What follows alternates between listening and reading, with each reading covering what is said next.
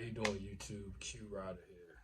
And essentially, what's going on is I just got back from Cartridges Galore in Pennsylvania, and I picked up three things. One of which was a charger for my Switch because in my infinite wisdom, I bought my Switch out of town with me, but forgot to bring a charger. Now, I did end up buying two games. I went to the store mainly so that I can go ahead and find any type of Star Ocean game, whether that's First Departure on the PSP, Second Evolution on the PSP, or first, what is it? First, first, First Departure is the remake on the PSP, but they got original games that were on the PlayStation One. Like I know the second game is Second Story, so Second Story remake is Second Evolution. I'm blanking out on what the first one was. It might have been like First Encounter or something like that. So I went there for getting any version of Star Ocean one, two, or three, but they didn't end up having them. But what they did have were some other games that I felt like was a good idea. So to grab. So I have been getting into PCSX2, which is the PlayStation 2 emulator on my computer. I finally got SOCOM 3 running on it, and I will be streaming next weekend some SOCOM 3. Now, I did pick up another game that I will be playing on PCSX2. I will be emulating this game, X Men Legends. Now, the reason why X Men Legends is a big deal to me personally is because, for one, I've always been into like the X Men, the Marvel, the DC. I like superheroes. This is why I watch the movies that are out nowadays. But the fact is that X Men Legends one, I didn't see X Men Legends two, but these are RPGs. And basically, what I want to do is I want to put this through emulation and some very very some very very like a good go at the game. I believe one of my cousins had this game when I was growing up, so I think it'll be really cool to just go through the game and so go back to some games that maybe I may have played but not necessarily had as a kid that are really interesting. So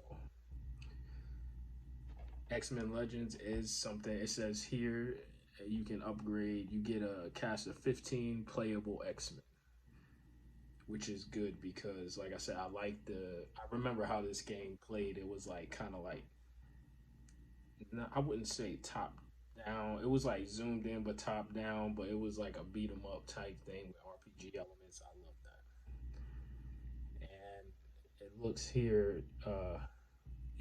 I just want to get more familiar with some of the comics and stuff like that. There are a bajillion comics, and I feel like if I go back and play some of the games, that'll be a way for me to understand some of the lore of uh, the superhero, the Marvel characters and things. So my second game and the game that I got, and this is a game that I played back in 2008, going into 2009, was Final Fantasy VII Crisis Core. Now, Crisis Core to me was a game that I actually did not own myself. I was in Job Corps when I was 16 in about '08, and I had a game, and I traded one of my games temporarily so I can go ahead and play this. And this was an RPG that was just, at the time, I was a really big Star Ocean fan. Like I had already played Star Ocean 1 and 2 on the PSP by the time I got my hands on Crisis Core. And basically, um,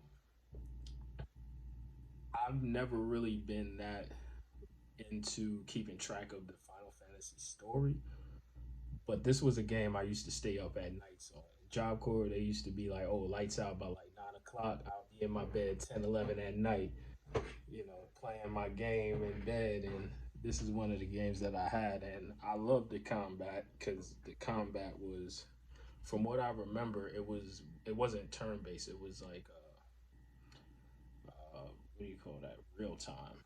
If my memory serves me right, it was like kind of like how Kingdom Hearts has like the menu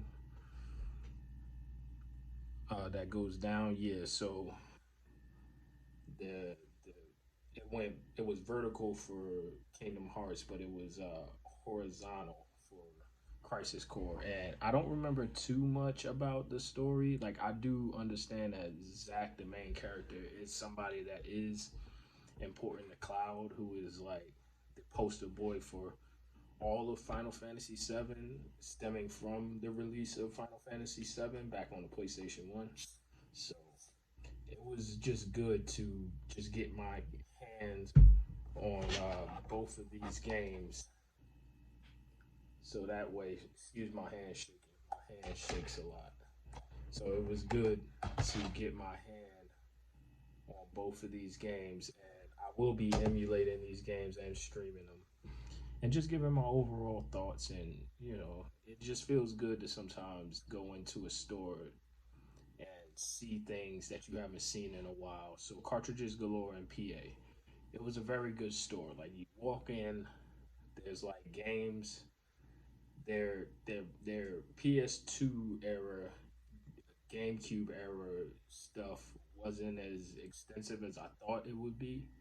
So it seems like they are catching up more on like the PS3 and the PS4. Like the PS4 section was huge. I mean, you can go to these game shops now and pick up modern games about as much as you can go to a GameStop. So when I went in there and I saw like PS2, they had like very short amount of PS1, about a moderate amount of PS2 and GameCube. But then there was like PS3 was plentiful, and then PS4 was like it was like every game was in there. So I went in there specifically looking for something around the PS2 era because I'm learning how to use PCSX2 emulation. And right now I'm on the PS2, but I will eventually move on to the Dolphin emulator and checking out some games of note that they had in the Cartridges Galore were, I saw Def Jam Vendetta. I think that was going for like $32, something like that. I saw FIFA Street 2, Ape Escape 2. Um, what else did I see? Oh, Monster Rancher 4 was like $110. And I was like, I never knew that series was even that big, let alone a game that's, you know, Metal Gear Solid 2, was it two? No, it was Metal Gear Solid 3 Substance. That was only like in the 20s or 30s, if I'm not mistaken. But yet Monster Rancher 4 is $110. I was like, I haven't even like I've maybe only heard Monster Rancher 4 about like twice in my life. And it was just weird, but the store itself, right? The store itself was pretty good. They had a whole bunch of collectibles and figurines that I thought were pretty cool. Some of them were from different. They have like a display case, and some of the figurines are from different series. Some I didn't understand. I saw this one guy. I was pretty sure he was like a samurai or something. So I assumed he was from like the Demon Hunter or what is that anime? Demon Slayer. I assumed he was from there, but he looked a little too like Demon Slayer looks more like medieval, but he looks somewhat like a little bit more futuristic than medieval. So they had the store was good. The guy behind the counter was real nice. He asked me when he saw me looking around, hey, did you find what you looking for. It was good. Uh, it was a good visit to the store. It's just that I think that if you're on the hunt for something specific, then you should definitely call these stores up first to see like what they may have. I got lucky; they had a more than a couple of games that I wanted, but I couldn't spend too much, so I got what I felt like I would be like the most interested in and diving into as soon as I get back home. And I turned out it turned out all right. So now that I've went to the store, that's my experience with Cartridges Galore. The store looks great. They have a bunch of this. They have a couple of display cases with figurines, a row of games that's maybe like a little bit more expensive, so they stick out more. They have uh, they have a little bit of PS1, a little bit more PS2, a massive amounts of PS3, and a whole bunch of PS4 games. Now I understand that for a lot of people, PS4 is or not PS4, but like PS3 coming out in like '06, and now we're in 2021. That may be considered the more modern of the retro systems because 2006 was about like what, like 16 years ago, 15 years ago. But for me, when I think about like retro gaming, I'm thinking about PS2 and anything before PS2. Oh, and then guess what I found? I found Madden NFL 2000 on the PlayStation 1. And I remember thinking, like, wait, I thought Madden 2000 had Marshall Falk on the cover for the PlayStation 2. And I was surprised that the PlayStation 1 even got a version of Madden 2000. Because if I'm not mistaken, wasn't Marshall Falk on the cover of the PS2 version of Madden 2000? I could be wrong. I could be wrong. But you know what? This is a channel I can afford to get some things wrong. Everything doesn't have to be perfect. And I will be doing some research on my own. I got some brisk tea and I have some Dairy Queen chicken tenders here. So I'm going to stop the video, eat me some food, play the new DLC that's on The Outer Worlds, The Murder of Eridanos.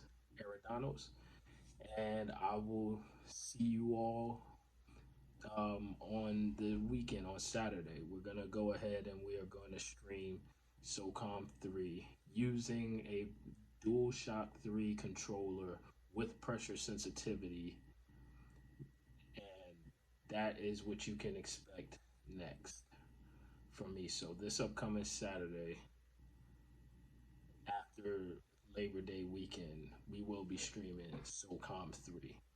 All right, so I appreciate everybody. Go ahead, do what you got to do. Enjoy your time with your family. Be safe, of course. And I'll see you this weekend.